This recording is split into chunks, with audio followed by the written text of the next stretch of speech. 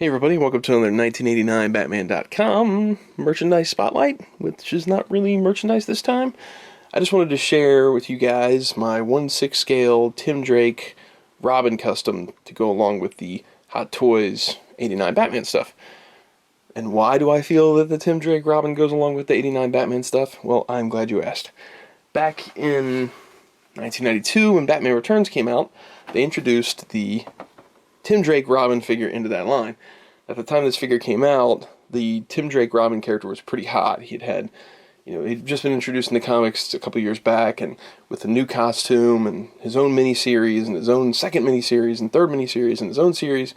And he was a very popular character, especially to me. I really, really loved the introduction of the Tim Drake Robin. I followed the character for a long time. I'm disappointed how he's handled in the New 52, but since his introduction, he's always been one of my favorite comic characters.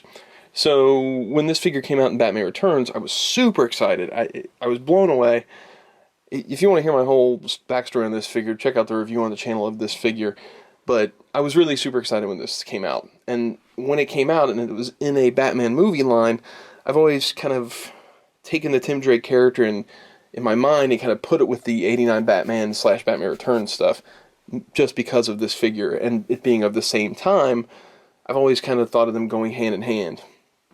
So when the Hot Toys DX08 and DX09 were introduced and they started talking about doing Batman Returns, I was really thinking that, man, it'd be great if there was a 1/6 scale Tim Drake Hot Toy or Sideshow figure in that 90s costume that I could put with these, since they're all sort of the same time.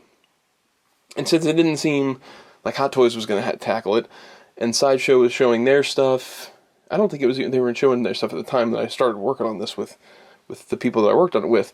But I'd had a feeling that it wasn't going to happen. If they were going to do a Tim Drake, it was either going to be Sideshow's take on it, or it would be the second costume, or whatever it would be. So I thought, you know what, I'm going to try and get my own made. And so I went to Moe's Productions, who was making outfits like Dark Knight Returns, Batman's outfit, and a bunch of other 1/6 scale type outfits. And I talked to Mo. I call him Mo, and I don't think his real name's really Mo, but I always call him Mo.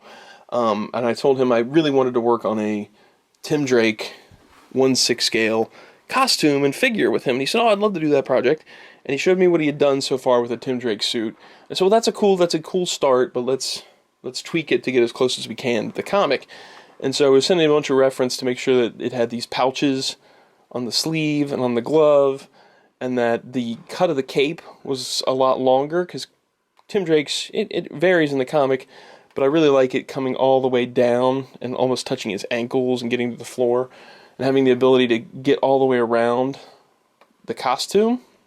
Because that's one of the things about this cape, was that it wanted to have this black exterior that could completely hide the red and green. That was one of the things when they were revising the suit in the comic, was to get away from that bright circus performer look in the nighttime, and that was done by putting this black outer coating on the cape, so that way when he's covered up, he's really well hidden. So that was one of the really important things. Tweaking the belt, adding these yellow brackets to the shirt piece. It was a lot of back and forth trying to decide, or trying to get this costume as close to the comic as we possibly could. And, I mean, Moe's team did a bang-up job on the suit. I was really, really impressed by the final product on the suit. The emblem is just a vinyl piece that he sends with it, and it was attached onto there. The only major problems I had with the figure were, at the time, there wasn't a really good teenage type 1/6 scale body to use. So I was never really super happy with the body, and the head I was never happy with either. I didn't dig him, but I can't discredit his work on the suit, and he did the best he could with the body and the head. When they announced the Hot Toys Burt Ward Robin, though, I saw that figure and I'm thinking, wow, that's it. There's the Hot Toys teenage body that I needed for the Tim Drake to begin with. So I ordered one of those bodies up. I cut the whole outfit off of the other body and got rid of it.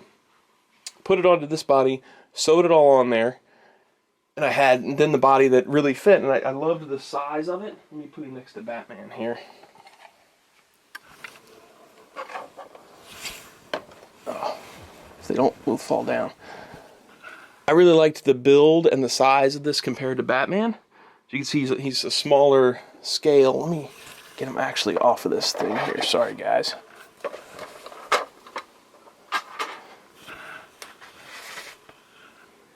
His build looks just a lot smaller and like a teenager compared to that Batman. He's not diminutive or tiny or anything like that, but he is a smaller build than Batman. And I was just really happy with the sculpt and the way once I got the costume actually sewn onto it, the way it really fit, it just really brought out all the work that Moe's production had put into the outfit. It took a little tweaking to get these hands on here. These gloves are actually one piece with a peg inside, and so I had to drill out the arms a little bit to be able to get that peg on there. Same with the boots. Yes, I know that Robin wore the split-toe boots, but I haven't found any Hot Toys split-toe boots that are available for a reasonable price. I did find one set, but they're really super expensive. So that's the one tweak I could still do is the split-toe boots. The next step was finding a better head. And for that, I took to the, I'll try and zoom in here. Let me bring it up here. Let me get Batman out in a second. Whoop. Okay, put Batman off to the side. Robin up here. For the head, I just kept searching on eBay for 1/6 scale heads until I found something I thought was pretty close to a Tim Drake type look. And that would involve sort of a spiky looking hair that wasn't too spiky or a flat top like the Kenner figure had, but nothing like flat down to the head either. I wanted something that had a bit of a spike and a messiness to it.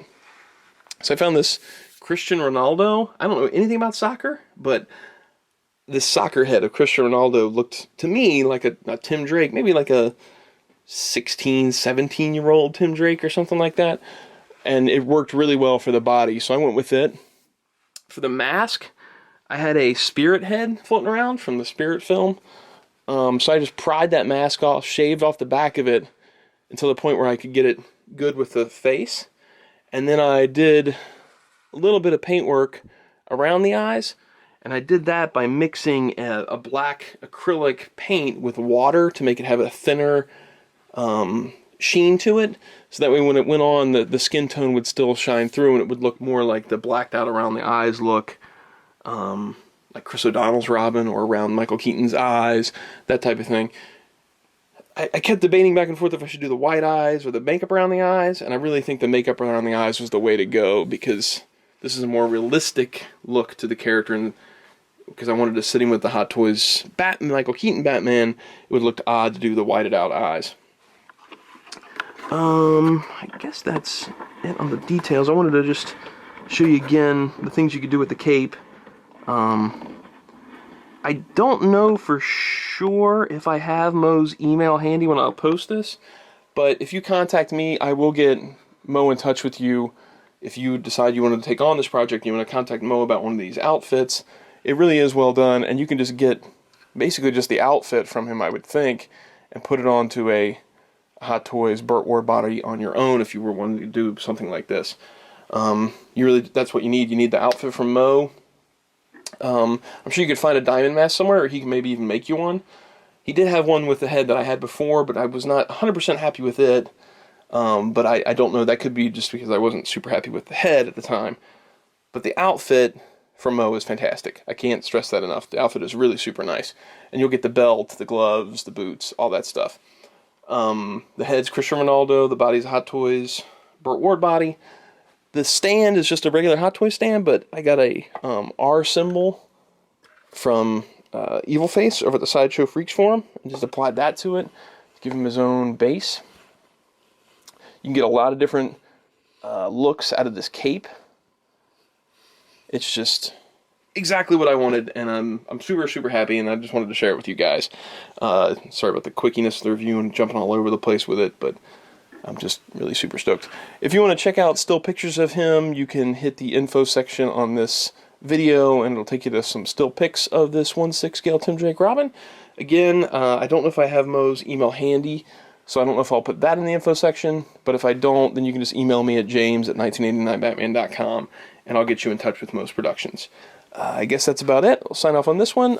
Next time, I have another one of these. I don't know if I'll do it as a quickie review or what, but I have a couple of custom Jokers, Art Museum Joker type things to share with you. One from Stephen Maurice, who did this crazy cool thing for me that I really want to share with you guys soon.